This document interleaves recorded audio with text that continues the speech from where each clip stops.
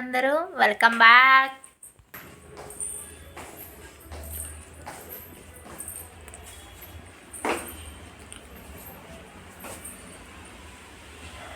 Kitchen room ఇప్పుడు చక్కగా hello అండి, అమ్మ వాళ్ళ ఇంట్లో కిచెన్ రూమ్ ఇలా ఉందండి. దీన్ని ఎలాగా నేను చేశాను అనేది వీడియోలో మీ అందరితో చూపిస్తున్నాను, చూసేయండి. ఇలాగా ఉంటే నాకు ఎందుకో నచ్చలేదండి. దాన్ని నేను కొంచెం చిన్న తక్కువ బడ్జెట్లో మార్పులు చేర్పులు చేశాను. అది ఎలాగో అనేది వీడియోలో చూసేయండి. చూడటానికి డబ్బాలు అదంతా గోడ మీద అదంతా ఆయిల్ మార్కులు అదంతా చండాలంగా ఉంది. చూడటానికి బాగాలేదు. ఏమైనా రెసిపీస్ చేయాలన్నా చూడాలన్నా అలాగా నాకు ఎందుకో నచ్చలేదు. దీన్ని చిన్న మార్పులతో నేను వీడియోలో మీషోలో తక్కువ బడ్జెట్లో నేను తెప్పించి ఎలా చేశాను అనేది వీడియోలో మీ అందరితో షేర్ చేసుకుని శుభ్రంగా గోడ మీద అంతా క్లీన్ చేసుకోవాలండి క్లాత్ సాయంతో.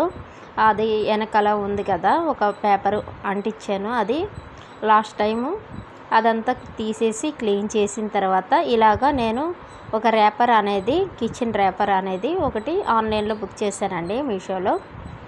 జస్ట్ 140 పడిందండి నాకు. అలాగా 2 రోల్స్ తెప్పించాను నేను.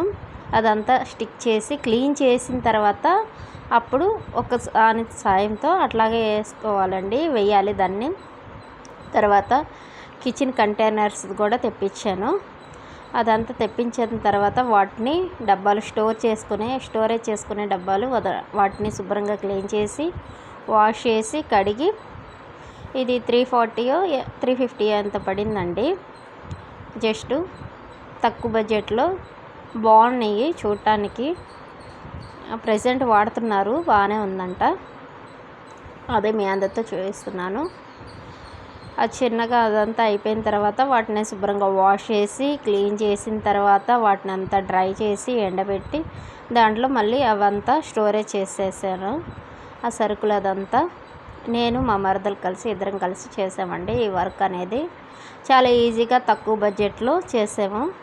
అదే మీ అందరితో షేర్ చేస్తున్నాను, మ్యూజిక్ యాడ్ చేస్తున్నాను, చూసి ఎంజాయ్ చేయండి. ఇప్పుడు బాగుందా, ఇంతకుముందు కిచెన్ రూమ్ బాగుందా అనేది కూడా కామెంట్ చేయండి. Okay friends, thank you for watching.